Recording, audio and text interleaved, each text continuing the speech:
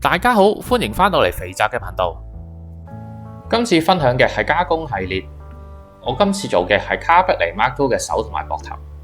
如果你係第一次瀏覽我嘅頻道，我嘅頻道就係主要介紹一啲做基本模型處理嘅手法，同埋我自己改裝模型嘅一啲片段分享。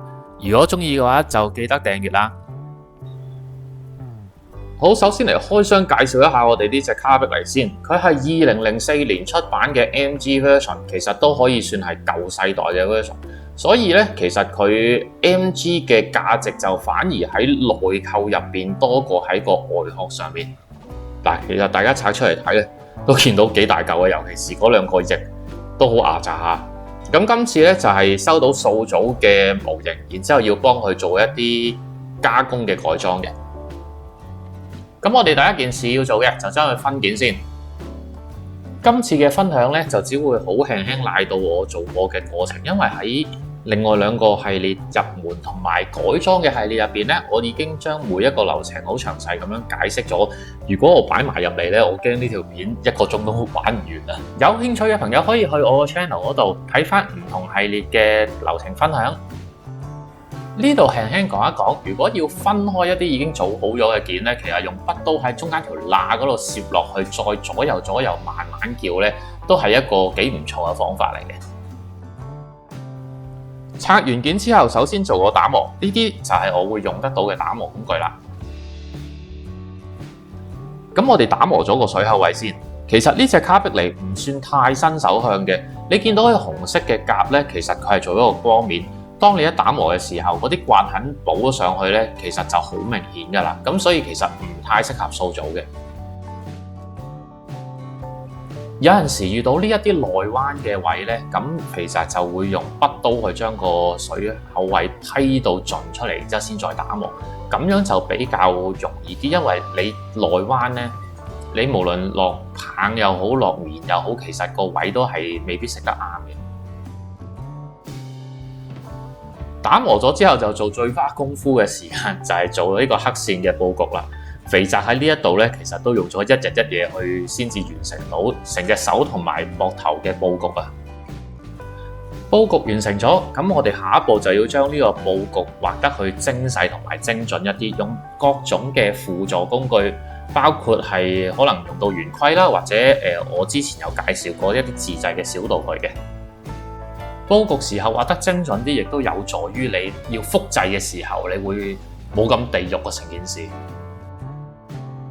當我哋完成咗一啲佈局嘅精準黑線記認之後咧，就開始做我哋嘅黑線啦。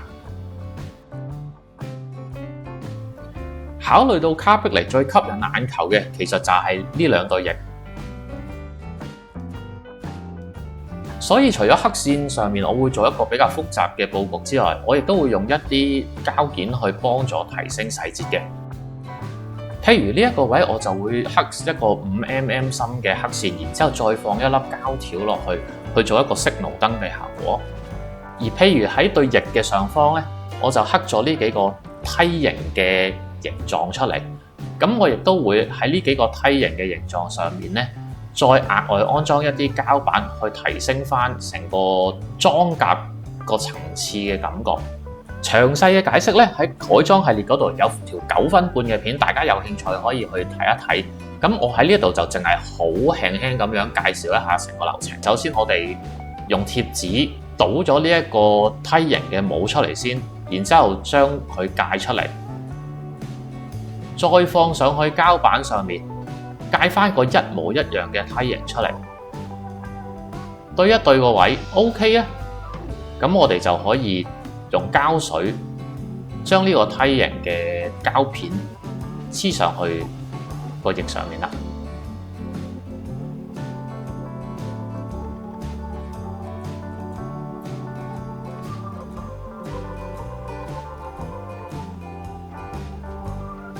咁到最尾得出嚟咧，就係會有咁樣嘅效果。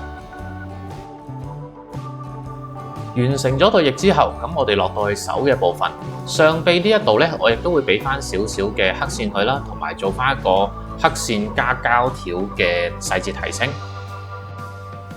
膠條同黑線嘅組合，通常我會用到0.5或者1mm 嘅組合嘅，因為通常都係買到呢兩個 size 嘅膠條。咁再粗啲嘅膠條當然都有啦，咁就睇下你自己個布有咩需要，就用翻對應嘅粗幼，咁就可以噶啦。前臂嘅部分呢，亦都做翻一個布局同埋黑線。做完晒所有嘢之後，打磨完啦，留翻嗰條白色痕好靚。但係記住，其實佢入邊嗰啲白色呢，就係你磨出嚟嘅膠碎嚟嘅，所以做到最後嘅時候，用雕刻刀記住喺你自己嗰條黑線上面清翻晒啲白色嘢出嚟，咁然之後先可以去做下一個步驟，就係噴灰。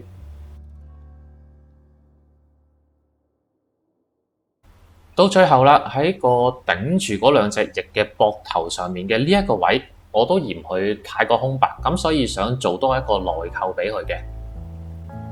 因為現成都冇乜適合嘅尺寸嘅內扣可以做得到，咁所以我決定用膠板自己整一個內扣俾呢一個部分。至於個做法呢，喺改裝系列入邊，我亦都有一條片係拍晒成個製造嘅過程嘅。做好咗個內扣之後，將上內扣位置嘅件原本嘅膠拆出嚟，因為佢個翼咧可以轉啊，所以我一定要埋咗佢喺件夾嘅入邊，先至唔會阻礙到佢原本可以轉嘅空間。上好埋個內夾之後，個件最後就係會變成咁樣樣，所有嘢冇問題，喺個底嗰度用 AA 膠將佢黐埋一齊。咁最後啦，就係每一個部位嘅前後對比，大家就可以睇下其實我最尾做咗啲乜嘢啦。大家睇緊對比圖嘅同時呢，阿肥仔亦都有個問題想問翻大家嘅，因為本身已經有一系列嘅入門基礎同埋改件分享，所以今次我就冇好似之前咁樣咁詳細喺影片入邊講清楚每一個改裝嘅流程。同時間，如果我將改裝嘅流程拆得比較細去講嘅話咧，呢條片就肯定過半個鐘有得㗎啦。所以希望大家俾下意見，對呢類成品改件分享影片嘅睇法。如果大家中意呢條片嘅，記得 like、share、subscribe， 訂閱咗之後記得撳埋個鐘仔，下條片出嘅時候你哋就會收到通知㗎啦。咁我哋下條片再見，拜拜。